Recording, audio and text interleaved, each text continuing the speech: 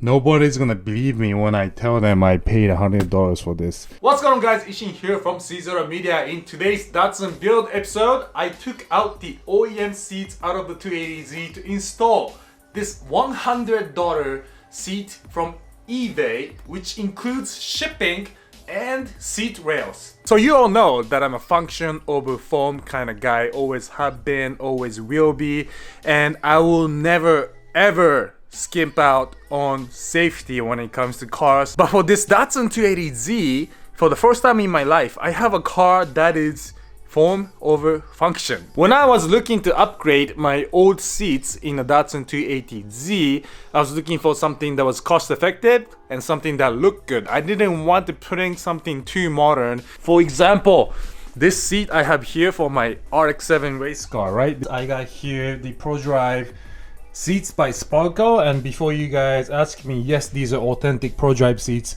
by Sparco. I know you Subaru fans are gonna go crazy over this seat. Over here I have the Sparco Evo 2s for my passenger side for my RX-7 race car. It's a little wider than the Sparco Pro Drives, but both of these are going to be much safer than what came out of the Datsun and what's going into the Datsun. So I started looking for JDM retro seats, but the issue with these authentic vintage JDM seats I found online was that it ranged in the price of $700, $800 plus, and that didn't include the seat rails. That also didn't include shipping, so I would have paid close to $1,000 per seat. So in total, I had probably spent close to $2,000 for seats, just for seats in this car that I'm not gonna even race. So that's when I started looking for an aftermarket alternative that still carried the vintage look to the seat. And I run into this seat on eBay, $200 shipped for driver and passenger side. It came with rails. I was like, how is that even possible? How could you possibly ship two seats across the US? It was in California, probably made in China, but it was located in California and came to me in Michigan. How much do they pay for shipping, and how much does this seat actually cost to manufacture? So I was just genuinely curious. One night I was on my computer sipping on my wine, and I just happened to hit that buy it now button on eBay, and it arrived. See, I'm sitting in today. I'll put the product link in the video description below for those of you who want to check out these exact seats. But I was like, you know what, for $200, like what the hell, what could go wrong, right? The seat itself out the box looks pretty good. It's got the adjustable headrest that you can remove if needed. The outside is synthetic leather, feels nice, and the inside of it is like Alcantara material. It feels nice. There's enough padding and cushion on it, which I probably would say is more comfortable than OEM seat. And this is the look I'm going for, these metal tabs for breathability of your back portion and the butt portion. Now the problem with this seat though is the fact that it's very narrow in width. I have a waist size of 31 to about 32 when I'm wearing jeans, and like the Sparco Evo 1 and Evo 2 I can fit in comfortably, but this seat I'm a little tight in it. So what I'm gonna do today first is kind of take a look at the seat, take a look at how it's constructed. If it's metal frame on the sides, I'm gonna try to expand the width of the seat. I don't really care if it snaps because it's $200 or $100 seat. I don't really care. So I'm gonna try to expand the width of it. Now that I think about it, I forgot one important point, and that is that when I redid the interior of the car, because I had to replace the entire floor with brand new carpet, I took out the OEM seat. And when I took out the seat, it weighed like 40-50 pounds. It is extremely heavy, and I wanted to get an aftermarket solution because there's no way a seat should weigh this heavy. What I'm gonna do before anything is actually bring my scale and actually check out how heavy this seat is in comparison to my new Chinese seat. All right, first up, let's start with the OEM seat here. All right, so we got the OEM seat on the scale, and it is about 35 pounds. All right, set that aside. I don't know what's the best way to put it up here. Nope. Oh, just broke the scale. I mean, it's a little hard to balance on here, but let's see. something like that. We got 17 pounds. So we got 17 pounds on the cheap Chinese aftermarket seat and 34 pounds on the OEM seat, which means the OEM seat is twice heavier than the one I'm swapping into. So altogether, I'll be saving 34 pounds out of the car if I swap both driver's side and passenger seat. So what I need to do now is see if I can expand the width of this seat so this fat ass Japanese guy can sit in here. So I just spent a little bit time playing with magnet and realized that the construction, the actual structure inside the seat is made of metal, which means I should be able to expand the width of the seat by applying pressure. And this is where it's gonna make or break this installation video. What I'm gonna do is something that is very CZero given. I'm gonna grab this jack, mount it on the inside of the seat, and see if I can expand it. Now, before I do this, let me just tell you that I'm only doing this because I think it's a metal structure seat, and for two, it's a $100 seat. So if it breaks or snaps, whatever, I don't care. I'm gonna stuff some padding in here, stuff my jack inside with 4x4, and see if my little strategy is going to work out here.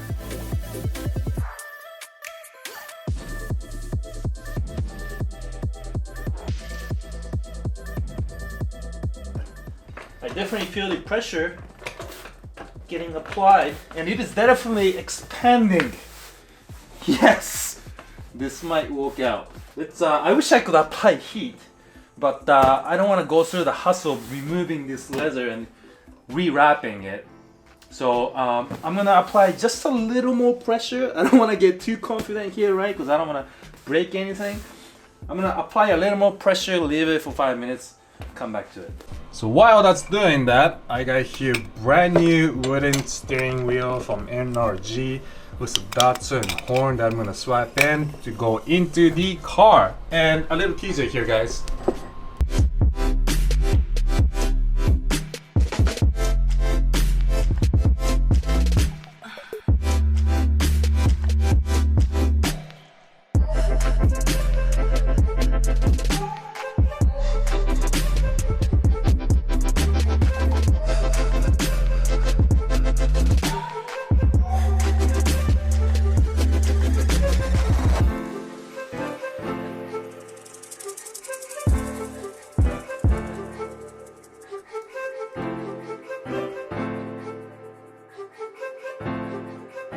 Alright guys, now where were we?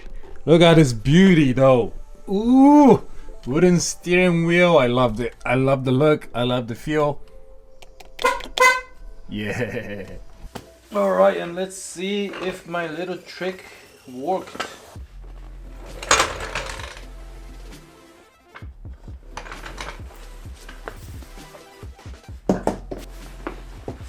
Yeah, it's definitely wider. I think that will do actually. Alright guys, here comes the fun part. I gotta figure out how I'm gonna mount the new seat rail into the car. So I basically have three options here. The first option is to create a solid seat rail that is not adjustable.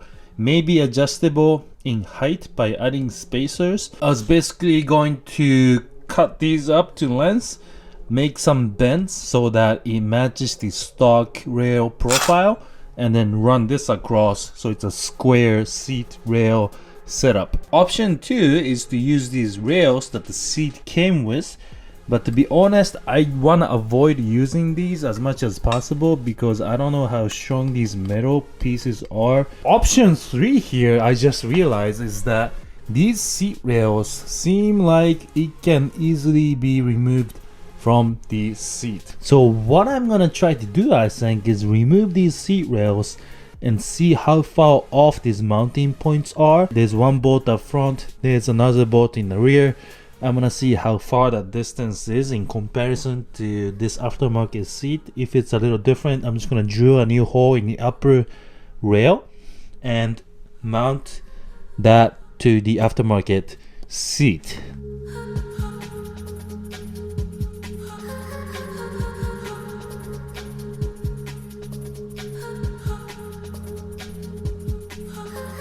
After I measured everything, it seems that aftermarket seat mounting points are narrower this way but wider side to side by about a centimeter. Now when you look at the OEM seat, you can see that the mounting point to the OEM seat is offset a little bit to the side.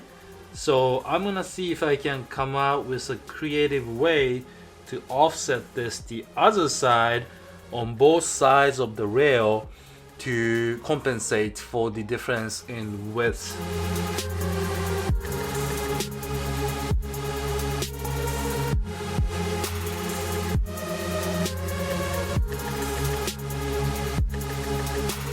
Alright guys, here's day 2 of the seat installation process, and as I expected, things are not going as smoothly as I thought. I took measurements, drilled a new hose that is offset to the right, but the issue with that is now if I install a bolt, it's going to hit the lower rail, so that means I cannot do this. I'm gonna have to go back to plan A, which is building a brand new seat rail specifically for this car. So I'm gonna have to bust out my angle grinder, my welder, and get to work. So here's what's gonna happen. I have here the 1.5 inch wide steel that is 1/4 inch deep. I'm going to cut this to length and then create these bracket features, weld on the cross section with this piece. Let's get to work.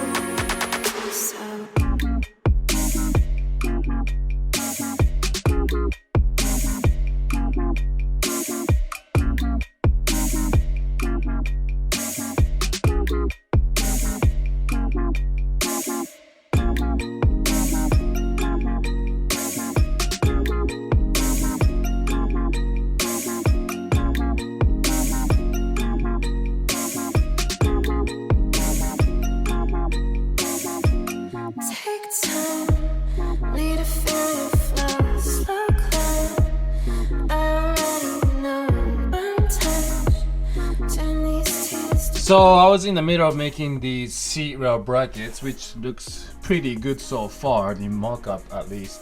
But what I realized is that when I put the bucket seat in the car, it's just gonna sit too far back if I retain the bucket seat mounting points, which is these two. The seat's just gonna be too far back for me to be able to drive comfortably. So what I want to do is retain the seat rail so the seat moves front and back. So what I'm gonna do now is think about it, finish it, and show you guys the final product, because I'm sick of going back and forth. Just want to finish it, get it done, put the seat back in the car. Got my Eastwood MIG welder up and ready. CZero welding, here we go.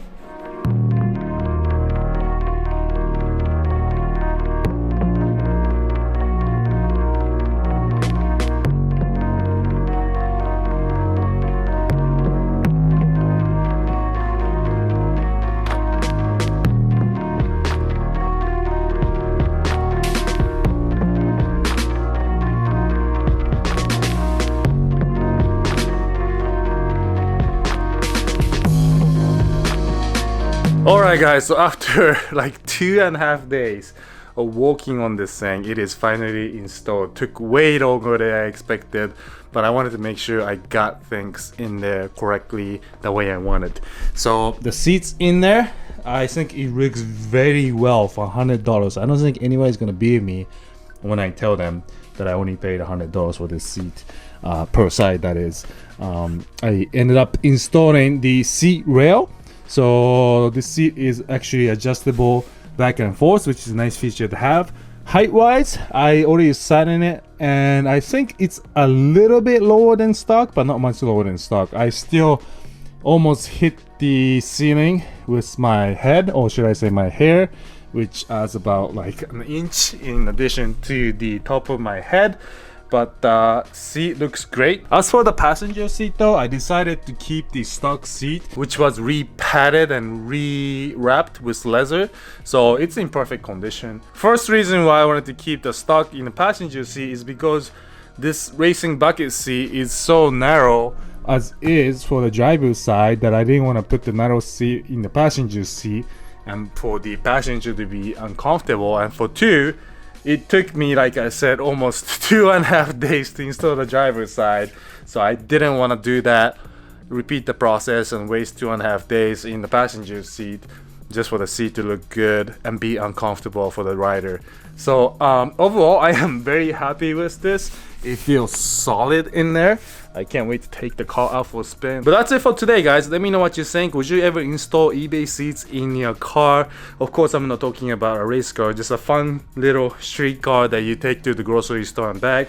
Would you do this? What do you think about it? Would you buy one? Like I said, I'll put the seat link in the video description below so you can check it out if you want. And in the future episodes, I got a bunch of goodies for you guys. 240Z tail lights, dual caliper setup in the back of the car. I'm getting new brakes and rotors for the front too, but I don't want to spoil too much. Thanks for watching, guys. See you in the next episode. Peace.